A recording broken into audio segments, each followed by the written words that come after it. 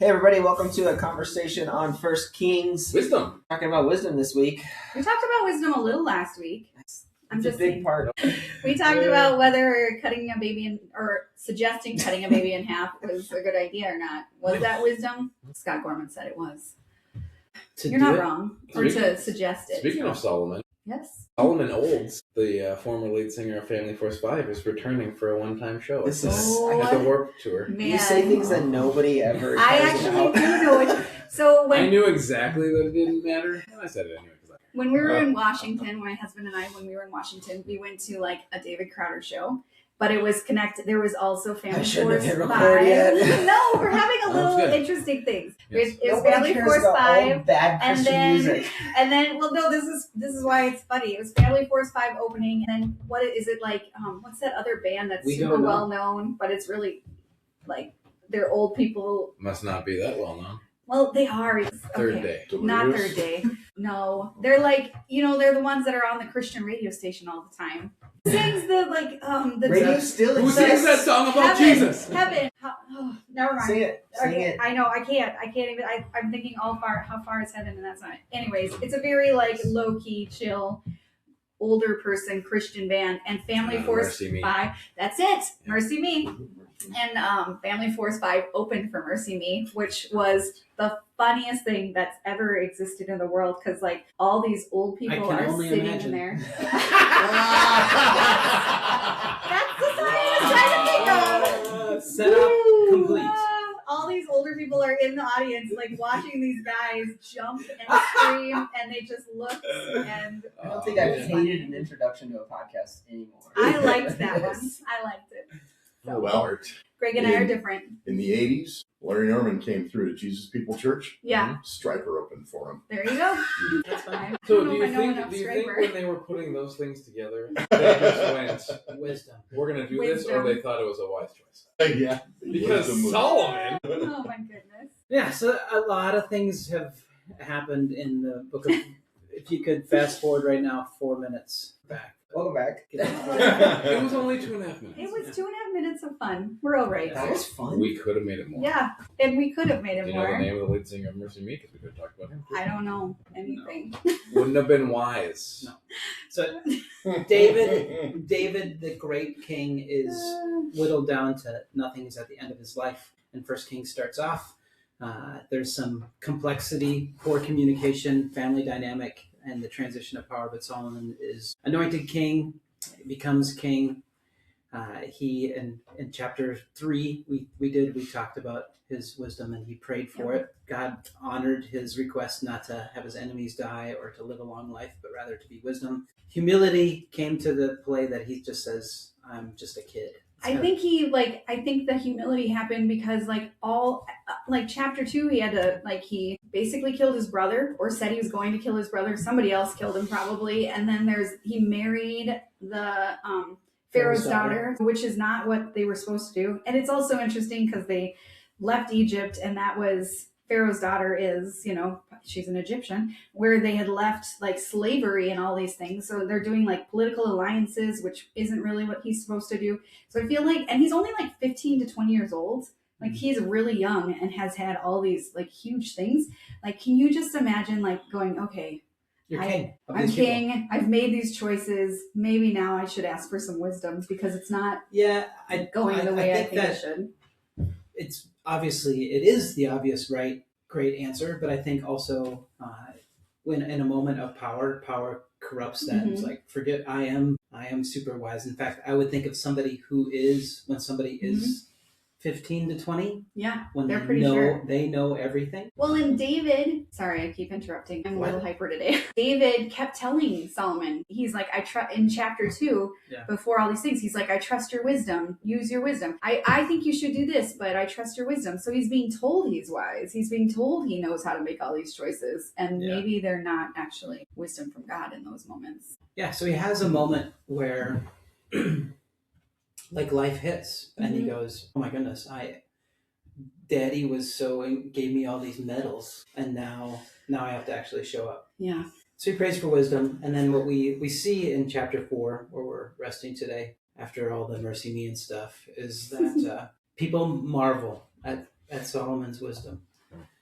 And I think, there's a lot of I think that we talked about God's generosity last week, but wisdom is really important, and I think about it as one thing that we could do really quickly is I think it's super common in a situation like, would you like wisdom with this and money and people and relationships? And everybody would say, yeah, sure. That is super wise to say that. But the distance between agreeing that something is wise and then actually doing something with that wisdom that's the real span. And in the long run of Solomon's life, he has all of this wisdom. And if you don't put it into practice, it leads to, again, the whole theme of this series is in the midst of hope, in the midst of adversity or midst of failure. And so having wisdom doesn't prevent you from failing. Knowing what is right doesn't prevent you from failing. And so to get there. I think a lot of times wisdom is derived from failure. Because that's really good. Yeah, because everybody, I think a lot of the concept of wisdom, we go, oh, that person is so wise. Must have been given that wisdom somehow, and sometimes it's just from screwing up so much. Yeah. I had one of my daughter's boyfriends. He said, I've got some things going on. Do you mind if I, kind of bounce stuff off you? And I said, yeah, no problem. I probably screwed it up, so I know. So yeah, it's not because I'm wise. It's because I've probably done it, and I can tell you what's a good idea and what's a bad idea. So yeah, it's such a great. One of our early questions is, what are in our worlds, what wisdom are people looking for?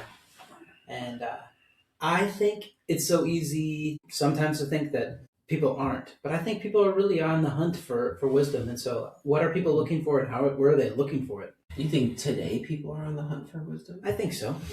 You don't think so? I don't think so. I think most people think that they have all the information and are right. I think they think they're wise. And so they're I think the normal posture is that people are trying to be the wise ones and trying to prove to people why everyone else is dumb. Yes.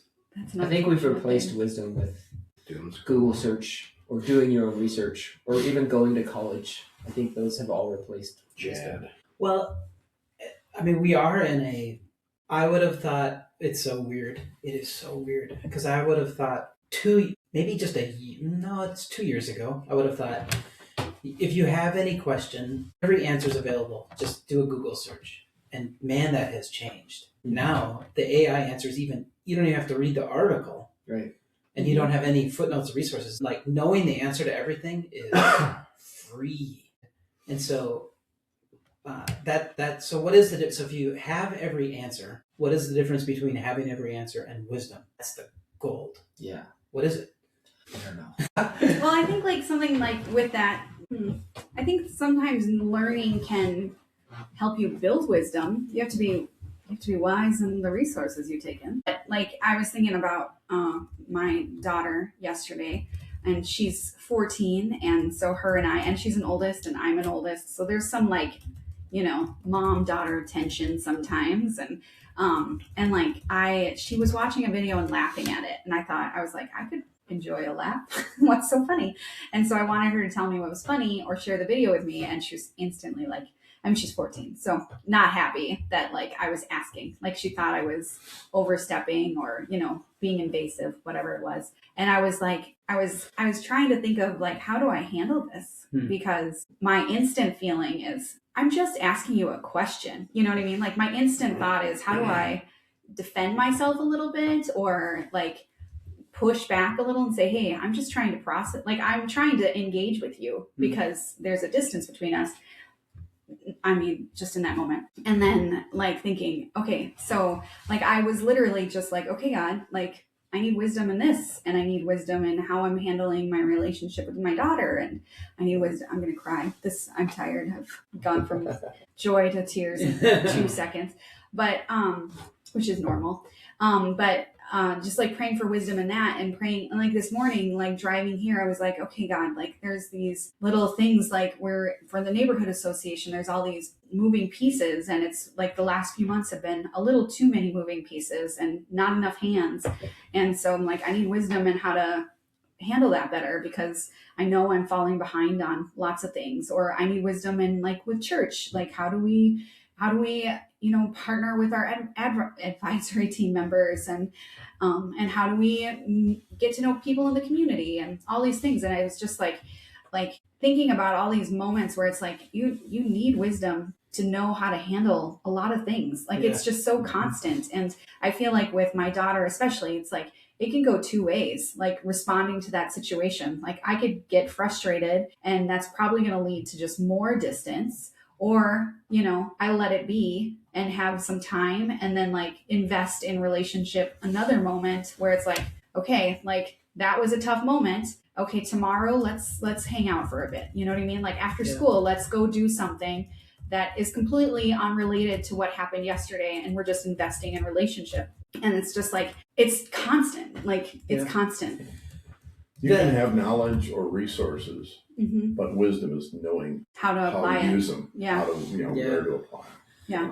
Yeah, and that's and this is not a anti-tech thing at all, but that's like the difference is what we can't farm out or give to somebody else or give to a technology to do is that you can write a prompt to ask what am I supposed to do with this, and then say no, I don't like that one, and write a different prompt to get an answer you do like, or you know exactly what you're supposed to do. And wisdom is quick, because most scenarios in life where you have knowledge and understanding but you bring together emotion and complexity of relationship, wisdom is able to navigate those moments, that happens a million times over. Times. And I think like for someone like me, like like my mind is going fast and I'm talking fast and going like I'm like whatever that was, but it makes me go like it makes it difficult to be wise in the moment because I'm already 10 steps ahead of the whole conversation. And it's not a good thing because it's like I can be impulsive in moments and say things I don't mean, or you know what I mean? Like I'm jumping ahead and really like forcing myself to go, okay, like I feel like I need to be praying for wisdom before things happen, because if I'm praying, not that I can't pray for it as it happens, but in the moment, it's really easy for me to do the wrong thing. But if I'm like in advance going, okay, I need some wisdom because I'm probably going to face this, or I'm going to, it's like, how do you preemptively say, Jesus, help me, because I'm going to screw it up. I think, just to bring these to the table. So there's, throughout Jesus's life, there's quite a bit of marveling at his wisdom. Right at the beginning, when Jesus was a child, in Luke chapter 2, there's some complexity in the narrative. His parents in a large group think that they're all traveling back this long walk back home after the Passover, and then they can't find him. And I just think of the rage that's found when there's concern and rage and care. All those things come together. The feelings at once. But Jesus was in the temple back in Jerusalem, didn't do the trek back with his family. And everyone who heard him and what he was saying, this child, they were amazed at his understanding and his answers. And so there's some marveling at that. Jesus, another complexity of wisdom, he went back home early in his ministry in Luke chapter 4, and he's teaching. He takes the scroll, he reads from Isaiah, the people marvel. He says to them, the scripture is being fulfilled today, as that he read. And again, people looking at him and they go, that's Joseph's son, carpenter kid. And really, so there's complexity, the marveling, but also the weird of that. Jesus, after the Sermon on the Mount, after he does all of this long sermon, this teaching, and he ends with this call to action. I hear these words: the people marveled they were amazed at his teachings that he taught with authority, not like the other teachers. So there's this marveling in this. Another last moment is that when in Matthew 17, the temple tax collector, which is different than the Roman tax collector, comes and demands Peter's and Jesus's temple tax. And becomes apparent this was a moment of not having the cash. Peter comes and goes, hey, what do you want me to do? And Jesus says, gives a parable or picture of this, but yet he says, again, I think about so many relational moments, but to not cause a divisive moment, to not blow things up and make this an issue that doesn't need to be an issue. Jesus says, all right, go catch a fish. The coin, you'll find the 4 drachma coin in its mouth. He'll give it to the temple tax, and so there's supernatural and like this patience and wisdom that all comes together. And I think on thinking of Jesus and like the trajectory of the Gospels is that a huge part of his wisdom is his patience and his flexibility. Mm-hmm. And sometimes I think like my brain says wisdom is decisive and clear and it reacts and responds. But Jesus seems to be like, his wisdom is like, it's slower. Let's slow down for a minute. Like wisdom, when again, I think in all of this series over and over again, we could go to the woman caught in the act of adultery, share that story over and over again, because Jesus' wisdom there. Again, wisdom, decisive. You people are wrong. Get out of here. But Jesus was again so patient, and he listened and he stopped. And I think like that's something that I've been thinking about a lot over the last year, just in making choices even in church world. And like I think life is so busy, we're kind of forced to make fast decisions sometimes, and like being willing to say, okay, I'm not sure what the answer is, I need to think about this, I need to process it, I need to like see both sides of it. And I mean, I know we can't get stuck there, but being willing to do that sometimes feels really important. But this morning we had there was a schedule brokenness in our life, but I think like we had to readjust our church annual meeting timing and things, and I felt like the wisdom of going, like there's like this piece of like nobody has to die to do this early, and to move it back, and all right, when does it work? Like that's like a microcosm. I think so many actions and moments in life, as a parent, as a friend, as a neighbor, as a pastor, as a follower of Christ, all these things, like the true wisdom, which is hard, is to just go, hey, it's gonna be okay. Yeah. We trust God. It's gonna be okay. Let's think about this for a minute. Again, I feel like there's something that in me that trained that if you want to be I just thought of the M guy. There has been modern historic training of leadership. It's be decisive, respond. You are the, set the tone, be the top, all those things. And I feel like this call for wisdom, and Jesus's example is to like, hey, it's actually going to be all right. Don't worry about it. Let's process this. And I think that's so important, because I think, something that I feel like most of you do better than me is training other people well. I appreciate that you agreed before I said anything, but like handing leadership off and letting other people take on things, and that requires slowing down. Like it does require being willing to say, okay, this might not look perfect this week because we're still figuring it out, and you're so much better at this than I am. Please do this, or like all of these things.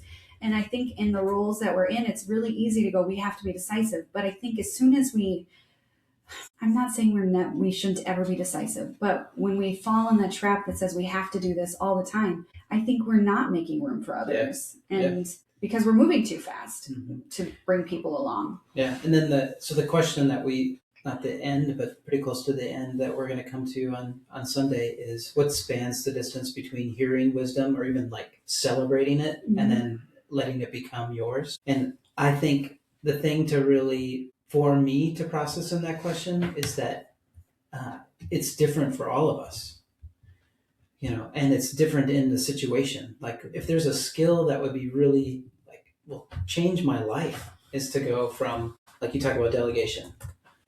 Do I believe that delegation is wise?